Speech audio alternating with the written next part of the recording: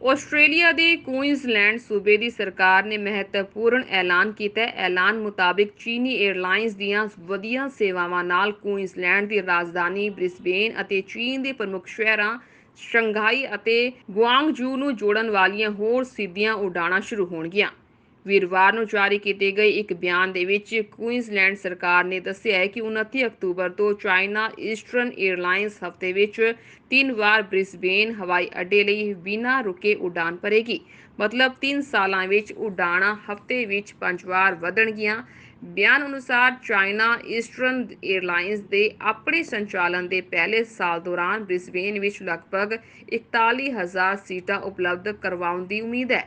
China eastern airlines ਅਗਲੇ ਮਹੀਨੇ ਤੋਂ ਸ਼ੰਘਾਈ ਤੋਂ ਬ੍ਰਿਸਬੇਨ ਲਈ ਉਡਾਣਾਂ ਸ਼ੁਰੂ ਕਰੇਗੀ। ਕੁਈਨਜ਼ਲੈਂਡ ਦੀ ਪ੍ਰੀਮੀਅਰ ਨੇ ਕਿਹਾ ਹੈ ਕਿ ਇਸ ਦਾ ਮਤਲਬ ਇਹ ਹੈ ਕਿ ਸਨਸ਼ਾਈਨ ਸਟੇਟ ਦੇ ਹਜ਼ਾਰਾਂ ਹੋਰ ਸੈਲਾਨੀ ਅਤੇ ਸਾਡੇ ਸੈਰ ਸਪਾਟਾ ਕਾਰੋਬਾਰਾਂ ਅਤੇ ਕਰਮਚਾਰੀਆਂ ਲਈ ਇੱਕ ਵੱਡਾ ਹੁਲਾਰਾ ਹੋਵੇਗਾ। ਇਹ ਘੋਸ਼ਣਾ ਸੂਬਾਈ ਸਰਕਾਰ ਦੁਆਰਾ ਪੁਸ਼ਟੀ ਕੀਤੇ ਜਾਣ ਦੇ ਇੱਕ ਦਿਨ ਬਾਅਦ ਆਈ ਹੈ ਕਿ ਚਾਈਨਾ ਦੱਖਣੀ ਏਅਰਲਾਈਨਜ਼ ਦਸੰਬਰ ਤੋਂ ਫਰਵਰੀ ਤੱਕ ਗਵਾਂਗਝੂ ਤੋਂ ਰੋਜ਼ਾਨਾ ਸਿੱਧੀ ਬ੍ਰਿਸਬੇਨ ਸੇਵਾਵਾਂ ਦਾ ਵਿਸਥਾਰ ਕਰ ਰਹੀ ਹੈ। ਕੁਈਨਜ਼ਲੈਂਡ ਟੂਰਿਜ਼ਮ ਇੰਡਸਟਰੀ ਕਾਉਂਸਲ ਦੇ CEO ਬ੍ਰੇਟ ਫਰੇਜ਼ਰ ਨੇ ਕਿਹਾ ਹੈ ਕਿ ਕੁਈਨਜ਼ਲੈਂਡ ਵਿੱਚ ਹੋਰ ਅੰਤਰਰਾਸ਼ਟਰੀ ਮਹਿਮਾਨਾਂ ਦਾ ਸਵਾਗਤ ਕਰਨਾ ਸ਼ਾਨਦਾਰ ਹੈ।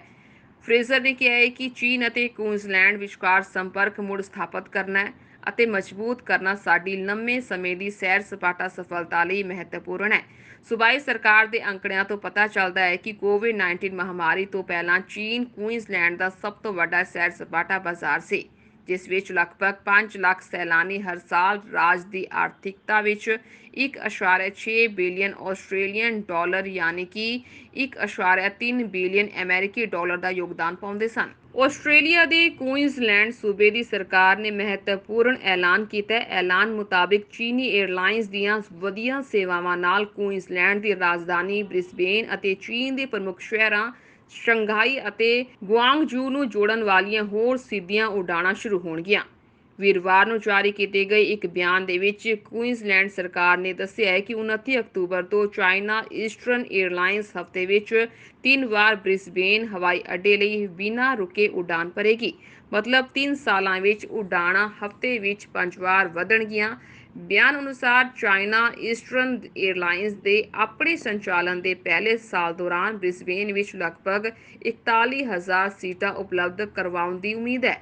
ਚਾਈਨਾ ਈਸਟਰਨ ਏਅਰਲਾਈਨਜ਼ ਅਗਲੇ ਮਹੀਨੇ ਤੋਂ ਸ਼ੰਘਾਈ ਤੋਂ ਬ੍ਰਿਸਬੇਨ ਲਈ ਉਡਾਣਾਂ ਸ਼ੁਰੂ ਕਰੇਗੀ। ਕੁਈਨਜ਼ਲੈਂਡ ਦੀ ਪ੍ਰੀਮੀਅਰ ਨੇ ਕਿਹਾ ਹੈ ਕਿ ਇਸ ਦਾ ਮਤਲਬ ਇਹ ਹੈ ਕਿ ਸਨਸ਼ਾਈਨ ਸਟੇਟ ਦੇ ਹਜ਼ਾਰਾਂ ਹੋਰ ਸੈਲਾਨੀ ਅਤੇ ਸਾਡੇ ਸੈਰ ਸਪਾਟਾ ਕਾਰੋਬਾਰਾਂ ਅਤੇ ਕਰਮਚਾਰੀਆਂ ਲਈ ਇੱਕ ਵੱਡਾ ਹੁਲਾਰਾ ਹੋਵੇਗਾ। ਇਹ ਘੋਸ਼ਣਾ ਸੂਬਾਈ ਸਰਕਾਰ ਦੁਆਰਾ ਪੁਸ਼ਟੀ ਕੀਤੇ ਜਾਣ ਦੇ ਇੱਕ ਦਿਨ ਬਾਅਦ ਆਈ ਹੈ ਕਿ ਚਾਈਨਾ ਦੱਖਣੀ ਏਅਰਲਾਈਨਜ਼ ਦਸੰਬਰ ਤੋਂ ਫਰਵਰੀ ਤੱਕ ਗਵਾਂਗਝੂ ਤੋਂ ਰੋਜ਼ਾਨਾ ਸਿੱਧੀ ਬ੍ਰਿਸਬੇਨ ਸੇਵਾਵਾਂ ਦਾ ਵਿਸਥਾਰ ਕਰ ਰਹੀ ਹੈ।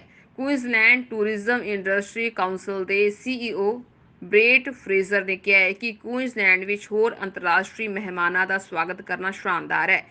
ਫਰੇਜ਼ਰ ਨੇ ਕਿਹਾ ਹੈ ਕਿ ਚੀਨ ਅਤੇ ਕੁਈਨਜ਼ਲੈਂਡ ਵਿਚਕਾਰ ਸੰਪਰਕ ਮੁੜ ਸਥਾਪਿਤ ਕਰਨਾ ਅਤੇ ਮਜ਼ਬੂਤ ਕਰਨਾ ਸਾਡੀ ਲੰਮੇ ਸਮੇਂ ਦੀ ਸੈਰ ਸਪਾਟਾ ਸਫਲਤਾ ਲਈ ਮਹੱਤਵਪੂਰਨ ਹੈ।